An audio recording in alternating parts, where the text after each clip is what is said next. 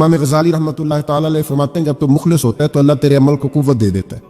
آپ نے ایک واقعہ لکھا ہے، ایک آدمی تھا تو اس نے دیکھا کہ اس کے شہر کے اندر ایک بہت پرانا درخت ہے، تو لوگ اس درخت کی پوجا کرنے لگ گئے۔ اس بندے کو بڑا جلال آیا، نیک آدمی تھا، اس نے کلاڑا رکھا کندھے پہ، آج میں درخت کاٹوں گا۔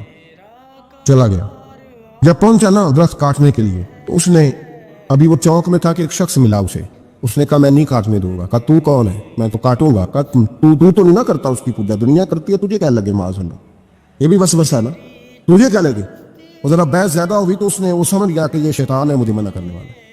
اب اس نے کیا کیا؟ میں نہیں کاٹنے دیتا، کہا نہیں میں کاٹوں گا۔ بار بار دل سے خیال آتا کہ یہ شیطان لگتا ہے، لیکن وہ انسانی شکل میں تھا، بات واضح نہ ہو سکی، بحث ہو گئی، یہاں تک کہ تلخی ہوئی، تلخی آگے بڑھی تو ہاتھا پائی ہوئی۔ اس نیک آدمی نے الٹے ہاتھ سے اس شیطان کو پکڑا اور زمین پر پٹخ مارا، بچھاڑ دیا، اور کلاڑی لے کے کہنے لگا پہلے تیرا گلا کاٹوں گا پھر درخت کاٹوں گا۔ امام غزالی کہتے ہیں کہ وہ شیطان انسانی شکل میں اندر سے بولا، کہنے لگا اگر تم مجھے چھوڑ دے تو تیرا ایک فائدہ کر دیتا ہوں۔ اس نے کہا وہ کیا؟ کہنے لگا 2 دینار، روز تجھے فجر کے وقت اٹھے گا تو تیرے سرانے ملا کریں گے 2 دینار، درخت کاٹ کے تجھے کیا ملے گا؟ تو اس طرح کر، اس سے غریبوں کی مدد بھی کرنا، کھانا بھی، کوئی انسٹیٹیوٹ، کوئی ادارہ، کوئی جامعہ بھی بنا لینا۔ ہمیں چھیڑ کے درخت کاٹ کے، یہ بہت ساری لوگوں پہ حکومتیں ایسا کرتی ہیں، یہ مشورے دیتے ہیں مولانا آپ حکومت کے مسئلے میں نہ آئیں، آپ فنڈ لیں، آپ فلانا کام کریں، ادارہ بڑا کریں، آپ کو کیا لگے؟ اور یہ بھی ایک ترتیب ہوتی ہے۔ آپ اور بہت سارے لوگ مشورہ دیتے ہیں کہ ٹھیک ہے دین کا کام زیادہ ہوگا، ادارے زیادہ بنیں گے، بچے زیادہ پڑھیں گے، لیکن دین کا یہ مزاج یہ ہے کہ جو غلط بات کرے اسے روکا بھی جائے اور ٹوکا بھی جائے، اسے سمجھایا بھی جائے، یہ مزاج ہے دین۔ اس بندے کے اندر لالچ بیدار ہوگا، اس نے کہا بات تو ٹھیک ہے، اور پھر اندر نیا وسوسہ آیا کہ درخت کاٹ دوں گا تو بندے کل کسی اور کو پوجنے لگ جائیں گے، تو پیسوں کا فائدہ، غریبوں کی مدد ہوگی، فلاں نیکی ہوگی، فلاں خیر ہوگا، فلاں ویلفیئر ایسوسیشن بن جائے گی۔ گھر جا کے واپس چلا گیا، چھوڑ دیا، درخت کاٹنے کا ارادہ ختم۔ واپس گیا نا گھر، رات کو سویا، سویرے اٹھا تو 2 دینار پڑے تھے، بڑا راضی ہوا، کچھ کھایا، کچھ کھلایا، کچھ رکھا، کچھ بانٹا۔ اگلے دن پھر اٹھا تو پھر 2 دینار پڑے تھے، کچھ کھایا، کچھ کھلایا، کچھ بانٹا، کچھ لوگوں میں تقسیم کیا۔ 5-6 دن تو پیسے آتے رہے، 7ویں دن اٹھا تو کوئی شے نہیں تھی، 8ویں دن پھر کوئی نہیں تھی، 9ویں دن پھر کوئی شے نہیں، اب پھر کلاڑا اٹھا لی، میں درخت کاٹوں گا۔ پھر چوک میں گیا، پھر شیطان انسانی شکل میں، اب پھر گفتگو ہوئی، میں کاٹوں گا، اس نے کہا اب نہیں تو کاٹ سکتا، میں لڑوں گا، کہا تو اب لڑ بھی نہیں سکتا۔ اب جب گتھم گتھا ہوئے، ہاتھا پائی ہوئے، جھگڑا ہوا، تو شیطان نے پکڑ کے نہ الٹے ہاتھ سے زمین پہ دے مارا، 2-3 تھپڑ اس شخص کے ہاتھ پہ دیے، کلاڑا چھین، چل دوڑ جا۔ اب وہ کہنے لگا سچ بتا تو ہے کون؟ کہنے لگا میں شیطان ہوں۔ تو کہا ابھی 1 ہفتہ پہلے میں نے تجھے بچھاڑ دیا تھا، آج تو طاقت کہاں سے لایا؟ اس نے کہا میری طاقت اتنی ہے تیری ختم ہو گئی ہے، میرے اندر قوت اتنی ہے تیرے اندر ختم ہو گئی۔ کہا کیوں؟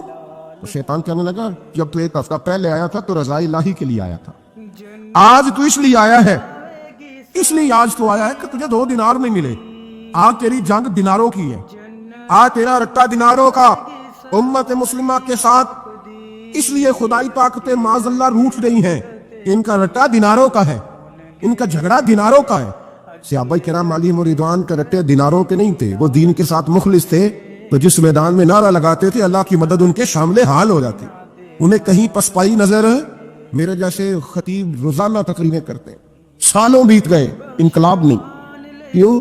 اس لیے کہ رٹا جب تک ذات کا ہوتا ہے انقلاب نہیں آتا، جب ذات الہی اور رضا الہی سامنے ہوتی ہے پھر اس میں اخلاص ہوتا ہے، تو پھر اس کی تاثیر ہوتی ہے، پھر اثر بن کے جملے دلوں میں اتر ہے۔ اس لیے حضور نے فرمایا کہ اللہ نہ تمہاری جیب دیکھتا ہے نہ چہرہ دیکھتا ہے، وَلَٰكِن يَنظُرُ إِلَىٰ قُلُوبِكُمْ، وہ جب دیکھتا ہے تمہارے دل دیکھتا ہے۔ جب انسان راضی بالرضا رہنے لگتا ہے نا، پھر وہ ہر روز نماز پڑھ کے تکلیف نہیں اسے ہوتی، پھر روز درود شریف پڑھ کے وہ یہ نہیں کہتا کہ چلو 2-4 چھٹیاں بھی کر دو، پھر روزانہ تلاوت کر کے اسے کہیں دقت محسوس نہیں ہوتی، چونکہ اب وہ چاہتا ہے کہ جس حال میں میرا رب رسول مجھے رکھیں گے، جو حکم دیں گے، میں نے اس سے کچھ تنگی محسوس نہیں کرنی، میں نے اس کے مطابق چلنا۔ اور قرآن مجید نے ایک نیا انداز اختیار کیا سورہ مائدہ کے اندر، اس کی آیت نمبر 119 ہے۔ اللہ کریم نے فرمایا رضی اللہ عنہم ورضوا عنہ، صحابہ کی بات ہو رہی ہے، فرمایا وہ اللہ سے راضی ہے اور اللہ ان سے راضی ہے۔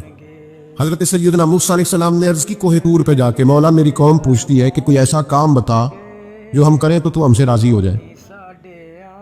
حضرت موسیٰ کی قوم کا خیال تھا کہ تہجد کا حکم آئے گا تو پڑھیں گے، صدقات کا حکم آئے گا تو دیں گے، جہاد کی بات ہوگی تو کریں گے۔ کچھ جو نیک لوگ تھے ان میں سے انہوں نے یہ پیغام دیا کہ مالک ہمیں بتائے کہ وہ کس کام پہ راضی ہوتا ہے، ہم وہ کام کریں تاکہ اللہ ہم سے راضی ہو جائے۔ حضرت موسیٰ کلیم کہتے ہیں میں نے عرض کی مولا میری قوم پوچھتی ہے کہ کون سا ایسا کام کریں کہ تو راضی ہو جائے، تو رب کریم نے ارشاد فرمایا موسیٰ کہتے میرا خیال تھا کوئی لسٹ ملے گی، لیکن مالک نے ایک جملہ کہا، ایک جملہ، اور تفسیروں کے دریا بہا دیے۔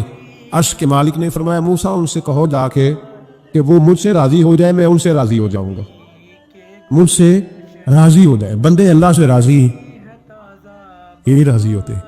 امام غزالی سے کسی نے پوچھا تھا، امام غزالی سے، کہ حضور اللہ کا بندے سے راضی ہونا کمال ہے یا بندے کا اللہ سے راضی ہونا کمال ہے؟ تو امام غزالی مسکرائے، فرمانے لگے رب تو بڑا ہی مہربان ہے، وہ تو بڑی جلدی راضی ہو جاتا ہے، وہ تو مسجد میں آ کے توبہ کرے تو اللہ راضی، کسی یتیم کے سر پہ ہاتھ پھیرو تو اللہ راضی، وہ تو کسی اندھے کو رستہ دکھایا تو اللہ راضی ہو گیا، وہ تو طوائف نے کتے کو پانی پلایا تو اللہ۔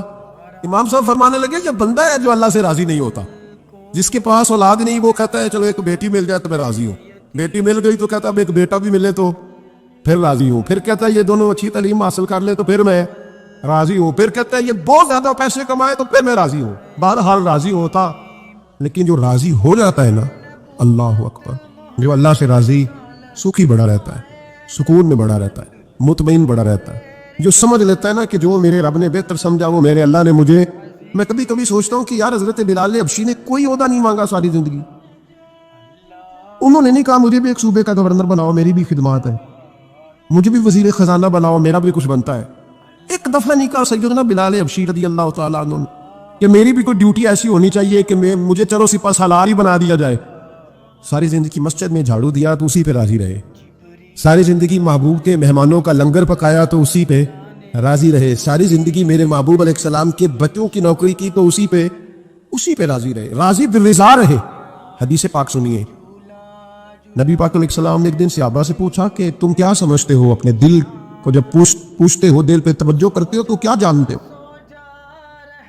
تو صحابہ کرنے لگے یا رسول اللہ جب ہم اپنے دل پہ توجہ کرتے ہیں تو ہم سمجھتے ہیں کہ اللہ نے ہمیں ایمان عطا فرمایا ہے۔ تو حضور نے فرمایا تمہارے ایمان کی دلیل کیا ہے؟ ایمان کی کوئی دلیل بھی تو ہوتی ہے نا، ہمارے زمانے میں تو کوئی دلیل نہیں، نماز نہیں پڑھتا پھر بھی میں مسلمان ہوں، روزہ نہیں رکھتا پھر بھی مسلمان، جھوٹ صبح سے شام تک، کہتا خبردار کسی نے مجھے ذرا بھی بات کی سب سے بڑا مسلمان میں ہی ہوں، بددیانتی، دھوکہ، فریب، فرار، لیکن خبردار کسی نے کوئی بات کی سب سے بڑا مفتی میں ہی ہوں۔ جرم سارے پائے جاتے، دلیل کیا ہے بھائی؟ اگر دیکھیں نا، اگر درخت ہے تو دلیل یہ ہے کہ پھل بھی ہے، شاخیں بھی ہیں، لیکن تو صاحب ایمان ہے تو دلیل کیا ہے؟ تو نبی پاک صلی اللہ علیہ وسلم نے صحابہ سے پوچھا کہ تم ایماندار ہو تو دلیل دو، تو بڑے خوبصورت تھے میرے محبوب کے تیار کردہ لوگ، عرض کرنے لگے یا رسول اللہ ایمان کی دلیل یہ ہے کہ اگر اللہ ہمیں نعمت دیتا ہے تو ہم شکر ادا کرتے ہیں، اگر کبھی مصیبت آتی ہے تو ہم صبر کرتے ہیں، اور یا رسول اللہ ہم اپنے رب کے ہر فیصلے پر راضی رہتے ہیں، ہم اپنے اللہ کے ہر فیصلے پر۔ اب حضور نے ریزلٹ کا اعلان کیا تو میرے محبوب فرمانے لگے پھر سنو میں گواہی دیتا ہوں واقعی اللہ نے تمہیں دولت ایمان عطا فرمائی ہوئی، پھر واقعی اللہ نے تمہیں دولت ہے، اگر تم اپنے رب پر راضی ہو، اگر تم راضی ہو اس کام پر جس پہ اللہ نے تمہیں رکھا ہوا ہے، اگر تمہیں کسی کو دیکھ کر تکلیف نہیں ہوتی، اگر تم نہ حسد میں جلتے ہو، نہ بغض میں، نہ کینے میں، نہ تکبر میں، نہ احساس سے کمتری کا شکار ہوتے، اگر تم راضی رہتے ہو کہ میرے مالک نے بہترین زندگی مجھے دی، پھر اس کا مطلب یہ ہے کہ تم صاحب ایمان ہو۔ ہمارے زمانے میں لوگوں کی وہ تکلیفیں، صبر نہیں ہے، سکون نہیں ہے، بے چینی سی ہے، بے قراری سی ہے، معاشرے میں ایک عجیب سی حال چل ہے، ہر آدمی سمجھتا ہے کہ وہ سامنے والا جو شخص ہے نا وہ بڑا سکھی ہے اور میں بڑی تکلیف میں ہوں۔ میں رات اپنے پیر بھائیوں کو سمجھا رہا تھا، میں کہہ رہا تھا یاد رکھنا جس آدمی کا عہدہ بڑا ہوتا ہے نا اس کا زخم بھی بڑا گہرا ہوتا ہے، اس کا زخم بھی بڑا، ہاں وہ کسی شاعر نے، شعر اردو کا ہے اور تھوڑا وقی تھا شاعر بھی، تو بات بھی اس کی تھوڑی وقی ہے، چلیں آپ سیانے لوگ ہیں آپ کی سمجھ میں آ ہی جائے گی۔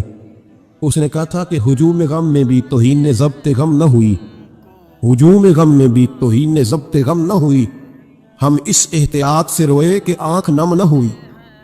لوگوں کو نہیں پتہ چلا کہ ہم رو رہے ہیں، ہم نے واو اللہ کر کے دنیا، ہم اس احتیاط سے روئے کہ ہماری آنکھ نم نہ ہوئی، ہم نے واو اللہ کر کے نہیں بتایا کہ بڑی دقت میں، ہم نے اپنے آپ کو محفوظ رکھا، ضبط میں رکھا، حوصلے میں رکھا، اللہ کی رضا پہ راضی رہے، اپنے آپ کو اپنے رب کی رضا پر۔ میرے نبی پاک صلی اللہ تعالی علیہ وسلم نے فرمایا کہ قیامت کے دن میری امت کا ایک گروہ ایسا ہوگا جسے اللہ تبارک و تعالیٰ اس طرح جنت میں پہنچا دے گا جیسے کوئی بندہ اڑ کے جنت میں چلا جاتا ہے. وہ جب جنت میں پہنچیں گے نا تو فرشتے ان سے پوچھیں گے تم نے حساب دیا؟ کہیں گے ہمیں تو پتہ ہی نہیں حساب کیا ہے. پل سے رات سے گزرے، کہیں گے خبر ہی نہیں پل سے رات کہاں ہے. تو یہاں کیسے آ گئے؟ کہیں گے اللہ کے فضل سے، اللہ کے فضل سے. تو کہا بتاؤ تو صحیح تمہاری نیکی کیا تھی؟ تو کہیں گے دو باتیں تھیں.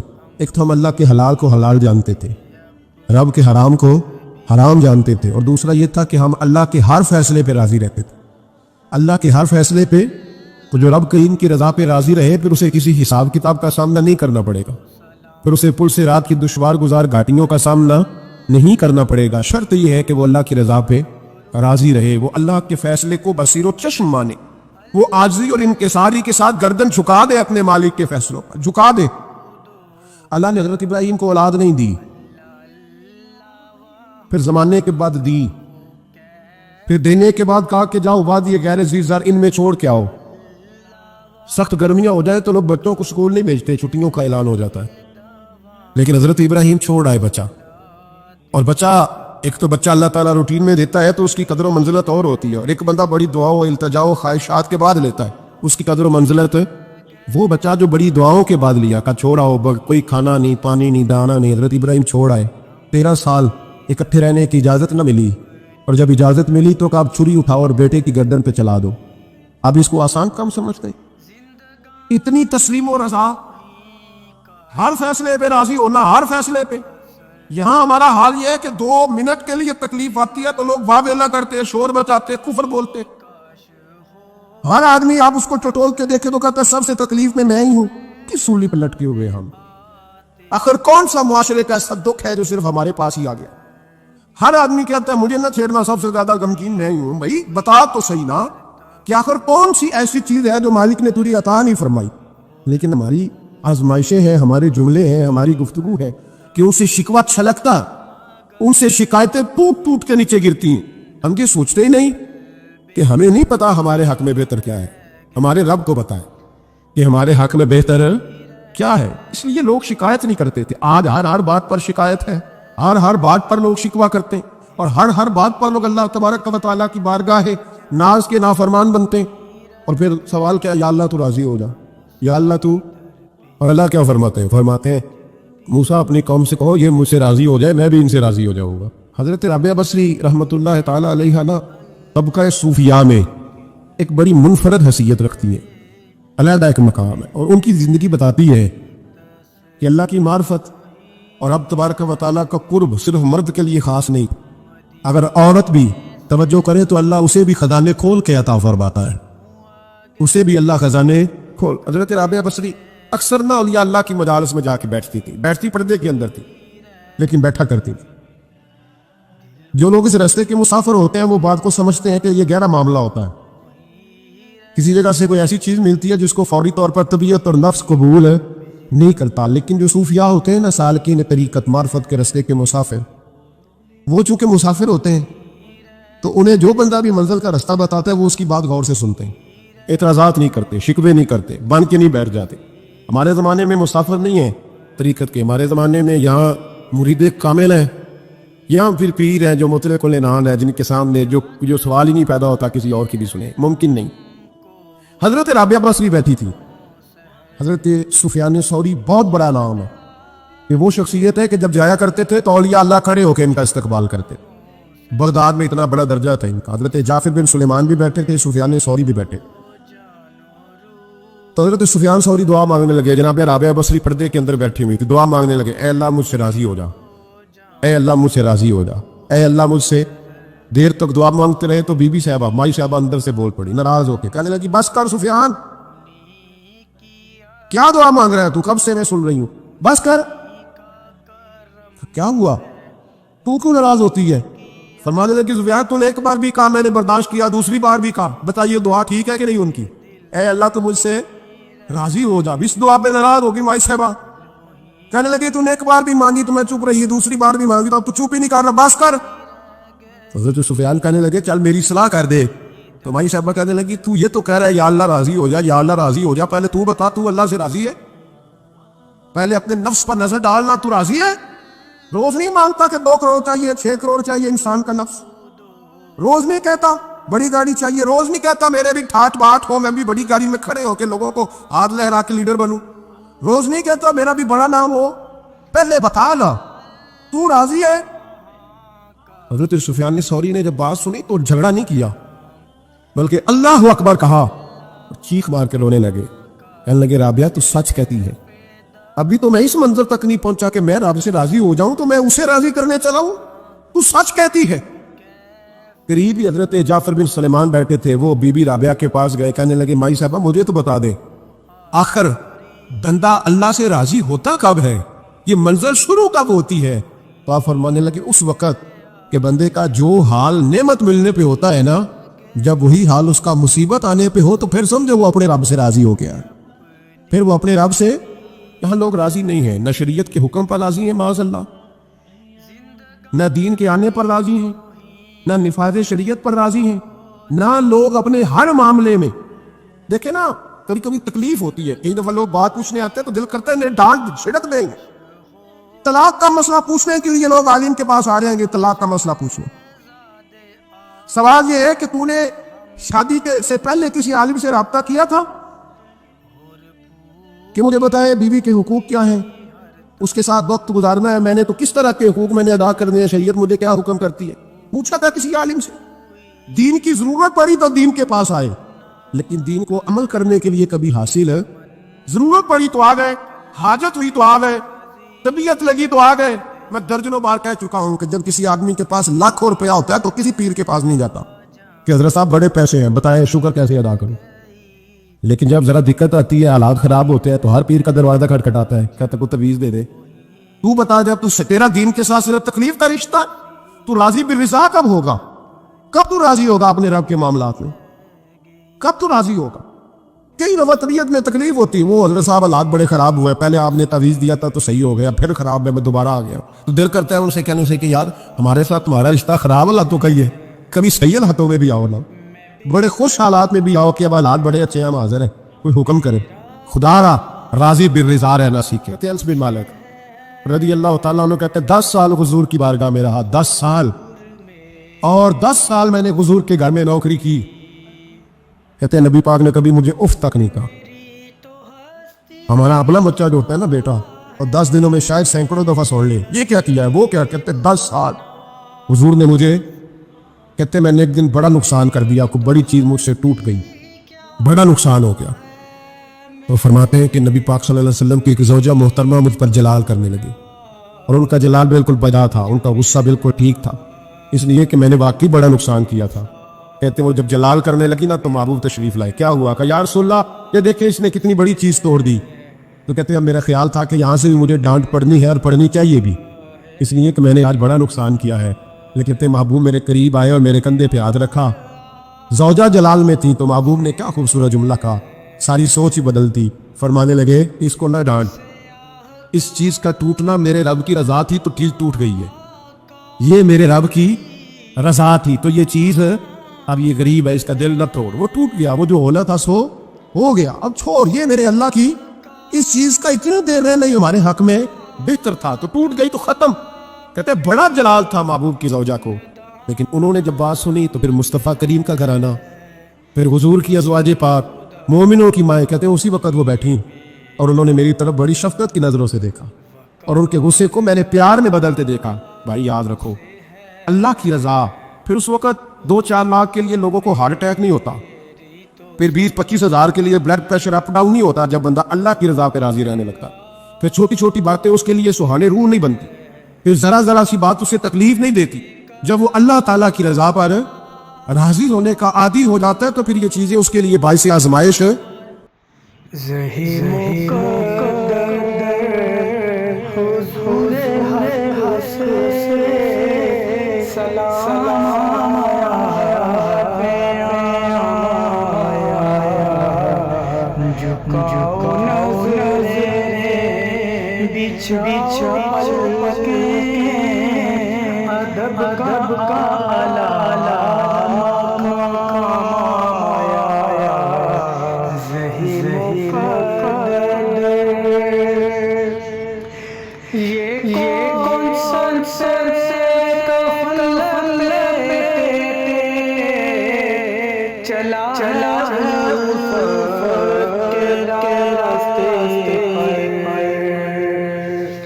یہ کون سا کفل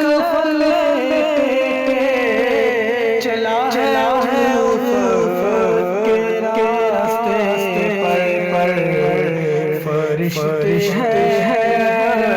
سے تک رہے ہیں، یہ کون سی مایا ظہیر مقدر، یہ راہ حق ہے سنبھل کے چلنا، یہاں منزل قدم پر پہنچنا چل تو کہنا سلام دیجیے علماء ظہیر مقدر، حضور حق سے سلام آیا، پیغام آیا، جھکاؤ نظریں بچھا پل کے ادب کا